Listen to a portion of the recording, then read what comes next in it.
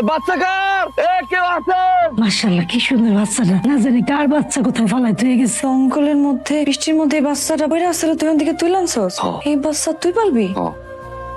তাকাই দেখ কি মায় আছে। আর আমার মার মতো দেখতে মনে হয়। ঘরটা আমার মা কেমনে ফালাই আমি যদি না আনতাম আসলে মরে যেত রে। তুই হাসতেছ আমারে দেখা? আমারে দেখে তোমার ভালো লাগতেছে?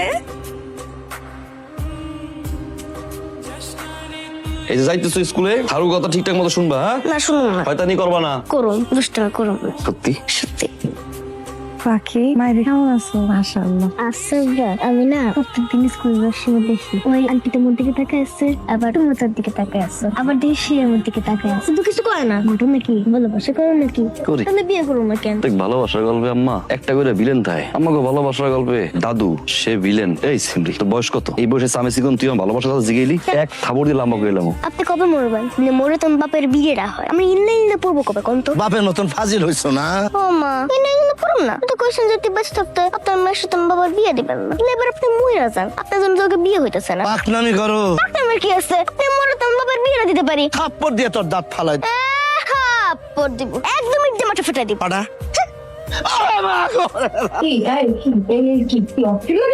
এত সাধনার বিয়া আর এখন বউ রেখে কত চোখে। কমো না।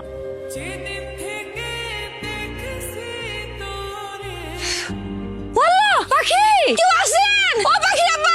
সব রিপোর্ট দেখে মনে হইতেছে মাথায় একটা টিউমার হয়েছে। টিউমারটা মাথার সাইজ অনুযায়ী অনেক বড় হয়েছে। ইমিডিয়েটলি টিউমারটা অপারেশন করতে হবে। ওরে নিয়ে ঢাকায় যাও, ঢাকায় গিয়ে মেডিকেলে ভর্তি করো। আপা ডাক্তার কখন আইবো? আপা আমার মায়ের অবস্থাটা খুব খারাপ। আপা আপা একটু আইতে কর না আপা।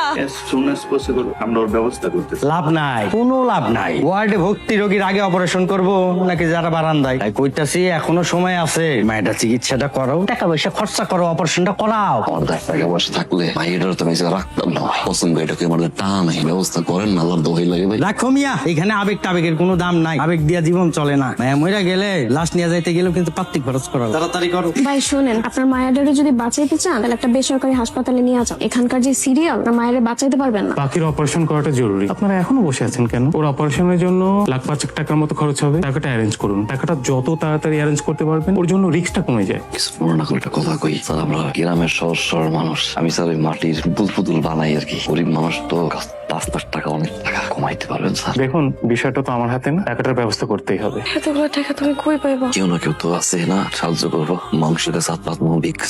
ভাই ভাই কটা টাকা লাগবে ভাই? ভালো না। এত সুন্দর চেহারা ধান্দাবাজি করে আপনি চাকরি খেতে পারেন না? জান ভাই ভাই ভাই ভাই আর ভাই আমার মায়াটা অনেক অসুস্থ। ভাই 2 টাকা দিয়ে যান না ভাই। তো কইলো যে কালকে অপারেশন না করলে আমি মরে যাবো। এমন ভালো কথা কর। মরে গেলে তো আমি তো পারুম না। আমার তো কবরে থাকা লাগবে। আমার তো তোমার বুকে ঘুমানোর অভ্যাস। তোমার বুকে না আসলে আমি কেমনে ঘুমাইবো? কবরে শুলে তোমার ঘুম আসবো না। কি কইছো তুমি? পৃথিবীতে কোনো বাপ পাইছো দেখি মায়ের কবর চাইতে দেয়? তোমার পয়সা আছে?